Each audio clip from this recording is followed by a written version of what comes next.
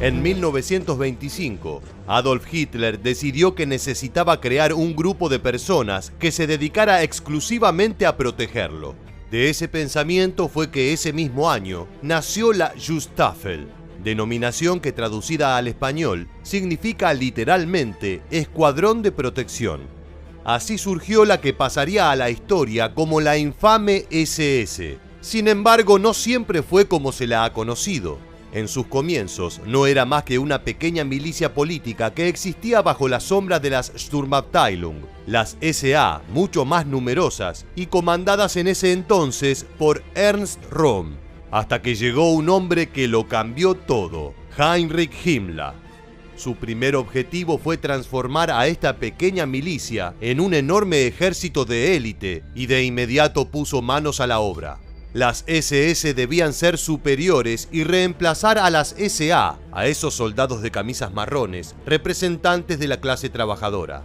Y para ello, el reclutamiento para pertenecer a una fuerza de élite era necesariamente estricto.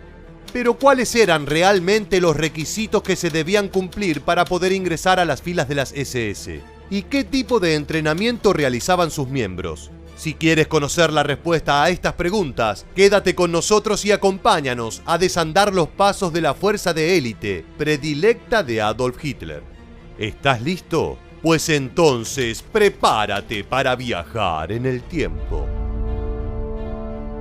Oficialmente, para alistarse en las SS, los reclutas debían cumplir con el criterio del alemán perfecto de raza aria definido por el Führer. Debían tener entre 25 y 35 años, medir al menos 1,74 m, ser rubios de ojos claros y no poseer ningún defecto físico. Además, debían tener pruebas fehacientes de la pureza de su ascendencia aria desde el año 1750. Estos requisitos principales fueron estipulados por Himmler para que la imagen de la Schutzstaffel quede grabada en la historia como eso: una verdadera fuerza de élite racialmente superior y con reclutas que fueran acérrimos seguidores del partido nazi. En este sentido, se decía en aquel entonces que la primera cualidad que tenía que presentar un candidato era la de ser un verdadero fanático del nazismo. De hecho, si la persona demostraba ser abiertamente antisemita, mucho mejor. No obstante, también es cierto que mucho de esto era mera propaganda nazi. Si bien el proceso de selección para ingresar a las SS era estricto, más que para otras fuerzas, no era realmente tan severo como se quería hacer creer. Mejor dicho, comenzó siendo severo, pero al ver que con tantas restricciones solo 15 de cada 100 aplicantes eran aceptados, tuvieron que relajarse varios aspectos. De hecho, al final de la guerra, un tercio de la fuerza terminó siendo conscripta. Pero más allá de que se convertiría en una fuerza ordinaria, por necesidades típicas de los tiempos de guerra, en la mentalidad de Himmler, las SS eran el símbolo de la pureza y superioridad alemanas. En esta línea de pensamiento, una vez que juraban lealtad a Adolf Hitler, se consideraba que cada uno de los reclutas ya no era un simple individuo, sino parte elemental de algo más grande. Dicho juramento, expresado en posición de firme con el brazo derecho alzado y los 3 primeros dedos de la mano derecha apuntando hacia arriba, era el siguiente: yo te juro, Adolf Hitler, Führer y Canciller del Reich, fidelidad y valor. Prometo obediencia hasta la muerte, a ti y a los superiores por ti designados. Que Dios me ayude. Es más, como para un verdadero fanático del nazismo, el cristianismo no era más que otra forma del judaísmo, cada soldado de las SS debía reemplazar los rezos por fragmentos del Mein Kampf, conocido en español como Mi lucha, y cambiar cada retrato que tuvieran de Jesús por uno del verdadero Mesías, el Führer. Tanto consideraba Himmler a su fuerza como una élite biológica de la raza aria, que hasta llegó a ordenar formalmente a sus soldados que procrearan lo más posible con mujeres puras para así extender la especie. Esta orden de procreación fue dictada en octubre de 1939 con 2 objetivos principales: incrementar la población antes de ir a la guerra y asegurar la continuación de la sangre aria. Dicho esto, el siguiente interrogante a revelar es cómo era el entrenamiento de estos soldados de élite. Como ya hemos mencionado, las SS pudieron considerarse realmente fuerzas especiales durante los primeros años de la Segunda Guerra Mundial, incluso equiparándose en calidad con los Rangers estadounidenses o con los comandos británicos. Más adelante sus capacidades no diferirían de los de un soldado del ejército convencional alemán, aunque el mito de su particular excepcionalidad perdura hasta la actualidad. En lo que refiere al entrenamiento básico, de acuerdo a lo establecido en los manuales, era muy similar a los del GIA alemán. Se centraba en la lealtad, la disciplina y la obediencia, además de la necesaria formación en tácticas y armamento para la batalla. En lo que se diferenciaba, no obstante, un soldado SS de otro de la Wehrmacht era sobre todo en dos aspectos: el adoctrinamiento ideológico y el superior estado físico. Dos factores que para Himmler eran claves. Tanto la mente como el cuerpo debían estar a plena disposición del Tercer Reich. Porque claro, un miembro de la Schutzstaffel tenía la responsabilidad de ser un futuro embajador del nuevo orden a donde quiera que fuese. Y por otra parte debía destacarse físicamente para ostentar su superioridad por pertenecer supuestamente a la élite de la raza aria. Con este fin, Himmler alentaba a sus tropas a practicar deporte como actividad fundamental. Entre ellos, los instaba a hacer boxeo, atletismo, juegos de pelota y hasta natación. Según un manual de la época, el deporte despierta la beligerancia, endurece la voluntad, promueve la autodisciplina y, por lo tanto, promueve el entrenamiento del SS al nivel de un luchador eficaz en el combate. Lo cierto es que Himmler también hizo uso de un exigente entrenamiento físico que rindió sus frutos para compensar por la falta del entrenamiento táctico y estratégico que hubiese deseado tener para sus hombres.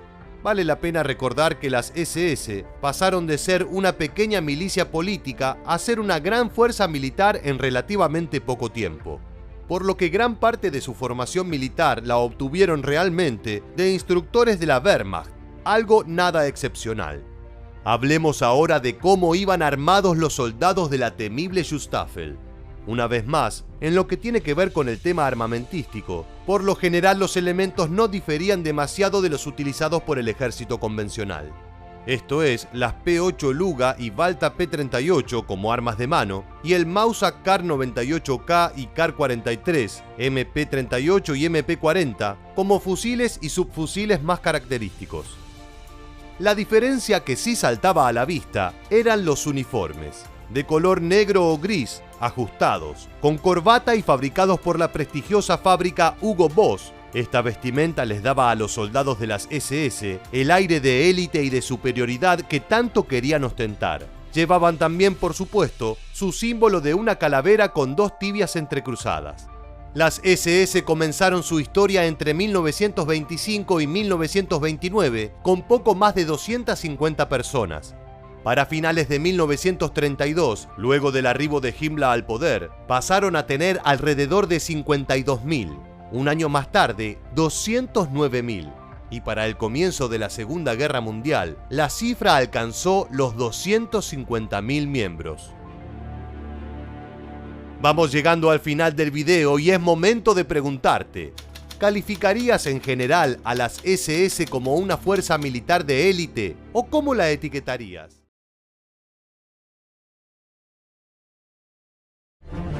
Durante la Segunda Guerra Mundial, el Ejército Rojo de la Unión Soviética fue considerado una poderosa maquinaria de músculo, sangre y metal que tuvo la capacidad de chocar frente a frente con las huestes de Hitler y no solo resistió, sino que empujó al lobo hasta su guarida, donde, acorralado, se quitó la vida. Si bien luego de este histórico conflicto las fuerzas soviéticas gozaron de una mayor infamia al convertirse en el potencial enemigo de Estados Unidos y la OTAN, es innegable que desde su creación hasta su desaparición han representado uno de los cuerpos más temidos de la Tierra.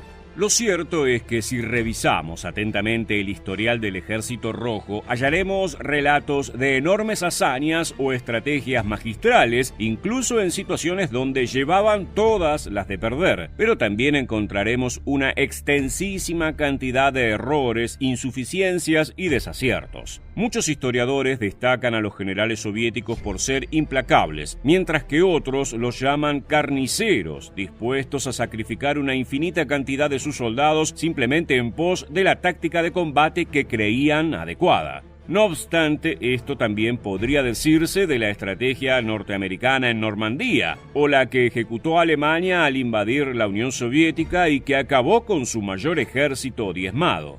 Estas contradicciones nos llevan a preguntarnos cómo era el entrenamiento y la preparación de los soldados del Ejército Rojo.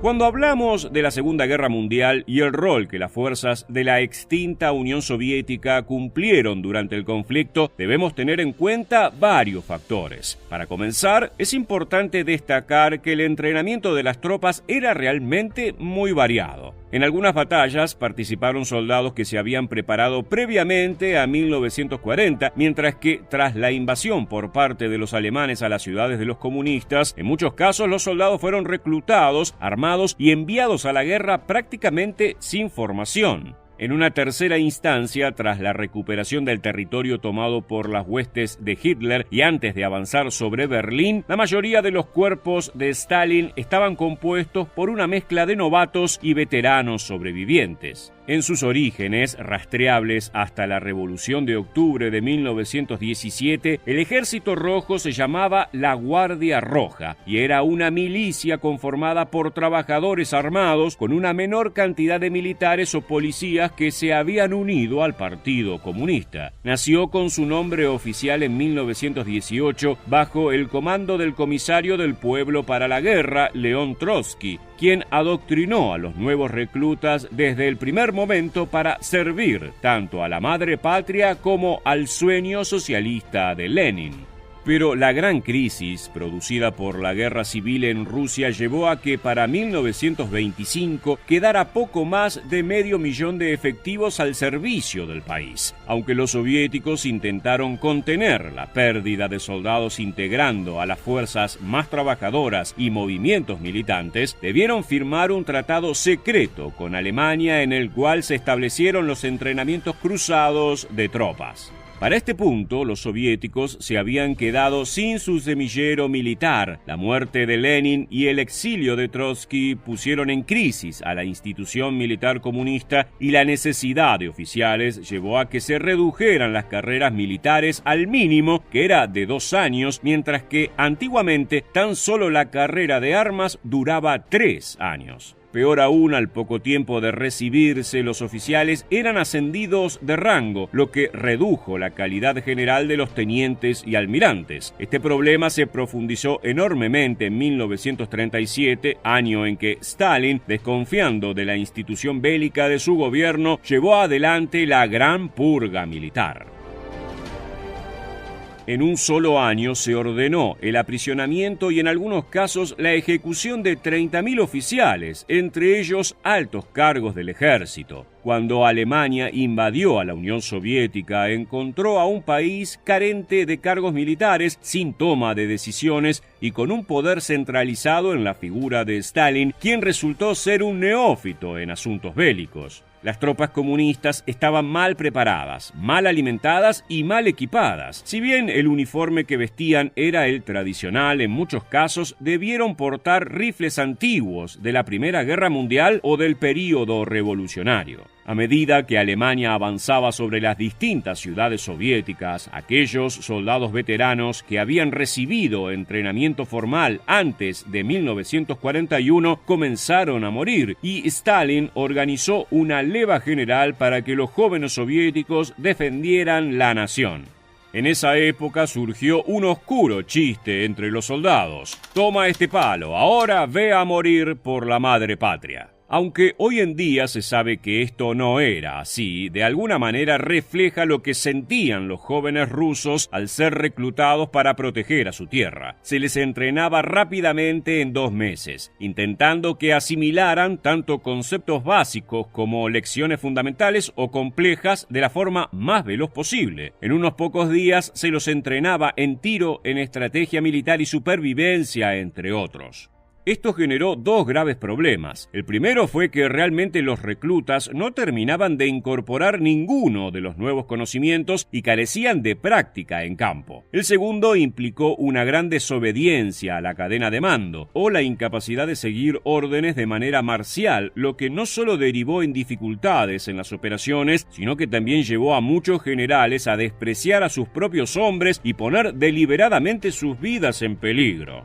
Pese a todo su poder y su estilo dictatorial, Stalin no pudo apartar la vista del problema que él mismo había creado. Por ello, decidió perdonar a parte de los oficiales que había encarcelado durante la Gran Purga. Unos 5.000 hombres, que habían tenido la suerte de ir a prisión en vez de morir ejecutados por sus propios soldados, regresaron al ejército para restaurar el orden faltante. A esto se sumó la presencia cada vez más grande del mariscal Zhukov en la toma de decisiones. Zhukov brilló en su rol de organizador de la defensa en Moscú, que resultó relativamente efectiva, pero culminó en una exitosa contraofensiva que devastó a los invasores alemanes. Luego de esto sería recordado como un carnicero, que estaba dispuesto a dar la vida de hasta el último de sus hombres con tal de que su estrategia funcionara. La razón detrás de esta terrible fama radica en dos operaciones que él mismo impulsó. La captura del sexto ejército alemán en Stalingrado, que duró meses y costó la vida de millones de soviéticos, y la infame Operación Marte, también conocida como la picadora de carne de Yersev. En esta misión, Zhukov dirigió personalmente el ataque contra las tropas de Hitler que habían huido de Stalingrado y se refugiaban en Yersev. Tras la ofensiva habían muerto 70.000 soviéticos y 134.000 habían resultado heridos. Del lado alemán, las bajas alcanzaron las 40.000, pese a que su fuerza era casi un tercio en relación a la de los soviéticos. Tras recuperarse de los golpes que Hitler asestó a la Unión Soviética, el Ejército Rojo recuperó la compostura. Varios mariscales más se involucraron en la toma de decisiones ofensivas, desplazando ligeramente a Zhukov. Una de las decisiones más efectivas fue la de combinar los batallones de manera que estuvieran compuestos por reclutas inexpertos y veteranos sobrevivientes de la defensa. De esta manera, las tropas contaban tanto con fuerza como con experiencia, mientras se mantenían más fácilmente el orden en las filas y el respeto a los generales. Otra vez confrontando su ineptitud, Stalin permitió a sus generales que recuperaran las formas estratégicas originales que se habían planteado en los tiempos de la revolución y decidió dejar de intervenir directamente en las operaciones. El cambio que causó la retirada del dictador de la mesa de estrategia llevó a un ejército rojo devastado hacia las puertas de la Cancillería del Tercer Reich, mientras varios metros bajo tierra Hitler ponía un arma en su cabeza rodeado por sus peores enemigos. Muchas gracias por acompañarnos en otro episodio de Historia Militar. Permanece atento a nuestro próximo video.